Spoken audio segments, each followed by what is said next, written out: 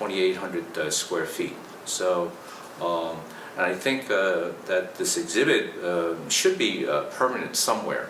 And I think that the best place probably would be on Angel Island, because there are a number of people that are non-Chinese that would go through Angel Island, just like a lot of people would go through Ellis Island here. And that would be a really worthwhile space for this exhibit to be. And if it goes to Angel Island, they could expand from the 60s into 2014. So were you part of the planning process of this exhibit? How much input did you have? No, actually it was Amy who told me about the exhibit initially, because she asked me if Jack Chen had contacted me. And I said no, but by January of this year, I met one of the associate researchers here at the museum, Lily Wong, at an exhibit that a fellow named Brian Wong worked on. It was called, it was at Interference Archive, and it was all about the 60s and the 70s, the activism that took place pretty much in New York City, because that's the time period that I became very Did they come to you and ask you what's missing, what could we add? No, they just, the museum basically asked me, they saw like 3 or 4 photographs I had. So they felt that it was worthwhile to explore what else I had. 3 or 4 photographs is not enough. But well, I came to. I mean, all your photographs is the entire history of recent American Chinese American history. I came here a little after January. I think it was like January 3rd. And I showed them probably in the neighborhood of 300 plus photographs of what I had, so they could sort of pick and choose. But then they sort of had an idea. Because they have video footage of Vincent Chin. Well, you have a lot. Don't you have a lot of stills? I have stills. I have stills. Right. But they were able to get a video of Vincent Chin, the protests. Because all my stuff is still. Vincent Chin was a turning point in Chinese American, Asian American history. Yeah, Asian American history. Yeah. So they have some of the footage, but it's all part of this. I guess it's about a 10-minute video slideshow that they have. They will have a judge, Danny Chin, who will be speaking about, I think, 2 films, and there's also a mock trial about 22 women, and something else. They're planning a walking tour of New York's Chinatown, which was already sold out. So that they have some other things. I think there's a lot of interest from the Chinese press from China. And I think if you speak to the communications people here, there's an overwhelming response of CCTV, China press. So they're very aware, and I think China is as equally interested, and they're promoting this. Both here in the U.S., China Daily, I think, is another one, as well as some of the local press, Sindao News and World Journal. Similar to the Transcontinental. Yes, in Salt Lake City, they were out there too. Yeah, they were out there also. So there's more interest both in China and also here. But I think it says something about how much Chinese Americans have gone through. Well, okay, what do you hope comes from this exhibit? Well, what I hope that comes from this exhibit is that this is a forerunner for other Asian Pacific Islanders, okay? Japanese Americans, Korean Americans, Indian Americans. Right now, Smithsonian has a traveling exhibit called Beyond Bollywood. But I think it's a forerunner to be exhibited in mainstream in mainstream American museums, not because just Asian. You have Japanese American museums, you have Chinese American museums, but I think that it needs to go mainstream. It needs to go to that's a good point. Yeah. San Francisco Art Museum or the Oakland Art Museum, things of this nature. It's never happened before. It's never happened in any museum that I know of. Yeah, today. Except here. And to a small extent the Smithsonian, but Smithsonian has traveling exhibits, okay? But to have a museum such as New York Historical Society to do this is, astounding. I know that about 8-9 years ago they had thought about this, but I guess because they didn't have any funding or something, there wasn't. At that time in New York City, 8-9 years ago, it was only the emergence of Chinese getting elected to public office. Okay, so there's I think within the last 10 years or so, there's a groundswell of activity and also of news that's been happening. So like the Transcontinental at Salt Lake City, the Golden Spike ceremony. This exhibit is another small step. Well, yeah, it's another small like you step. said. Yeah. Then, huh? Yeah. I was hoping that they would use that photograph and have that photograph next to the historic photograph. I was wondering about that, yeah. Well, when they elected not to utilize that, I wound up going to MoCA, Museum of Chinese in the Americas, and I said, well, listen, I will loan you this photograph because the MoCA exhibit, Museum of Chinese in the Americas, is supposed to do 35 years of archiving. Now, I know they don't have that photograph. This museum didn't have that, so I loaned them the photograph, and that's the last photograph you see in the MoCA exhibit of 35 years that they did. So they sort of spend more time from MoCA spends more time from 1979 to the present. Okay, so it's in that sense, because you have two institutions working on the 230 years, I think it makes it a little more complete. So if we see more and more mainstream museums take up exhibits like this, do you think one of the effects would be to have it published in textbooks too, about what comes out of these exhibits, more stories, more detailed stories of Chinese history, Chinese American history, in the books now for high school?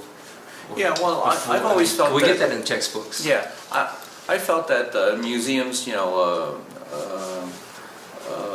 can sort of advocate in one sense, in one of many pronged attempts to make American history textbooks much more diverse.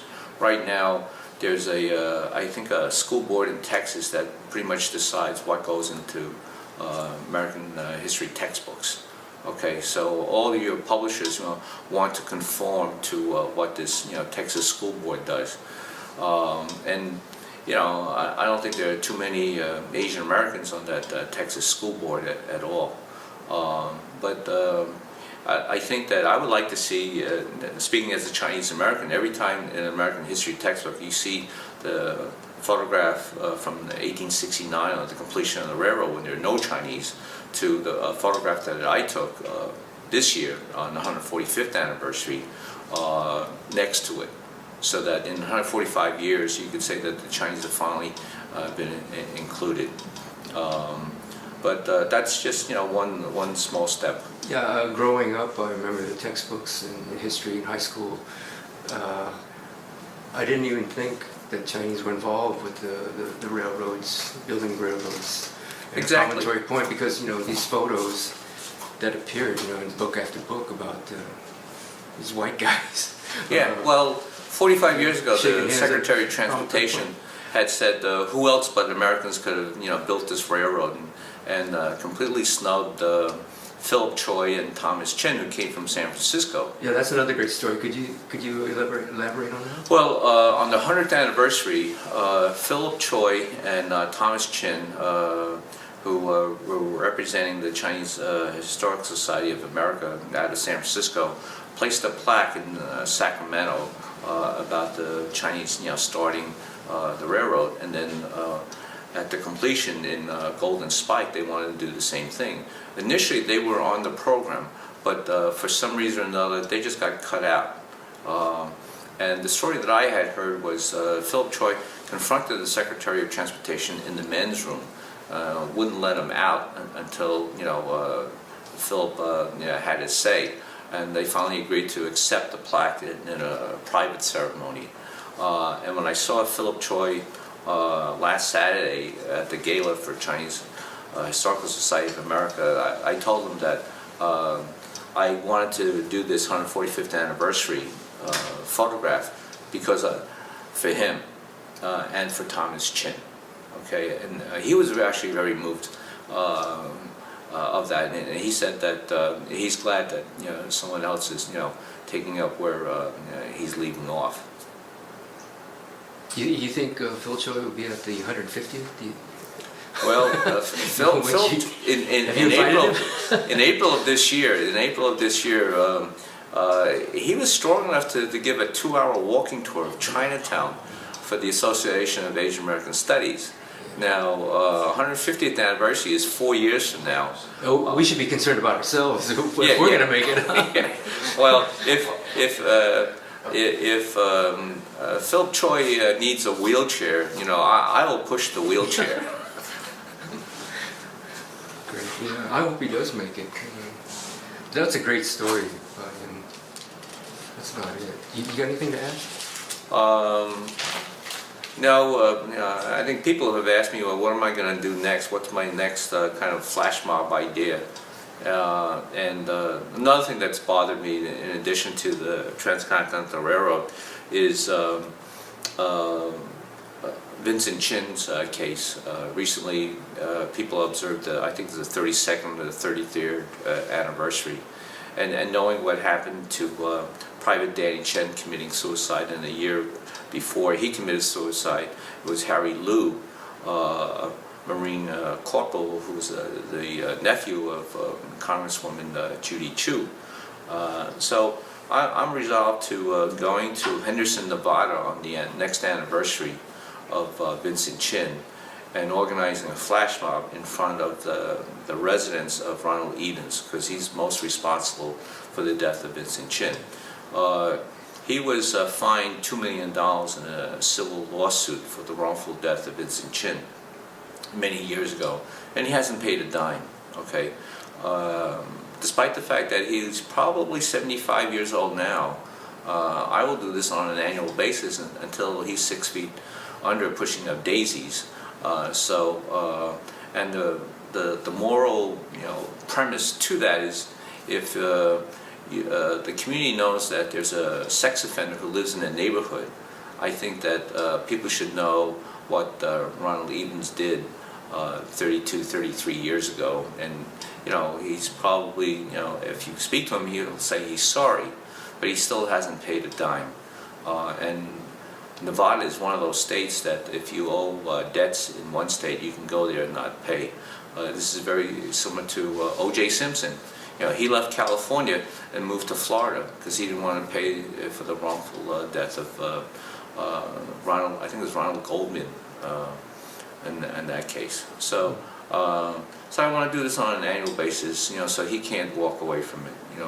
And so I guess as long as my knees are okay, I'll continue. So after next year's Transcontinental Railroad reenactment, I'll probably spend time in Henderson, Nevada, and looking up the local ordinances of organizing a flash mob.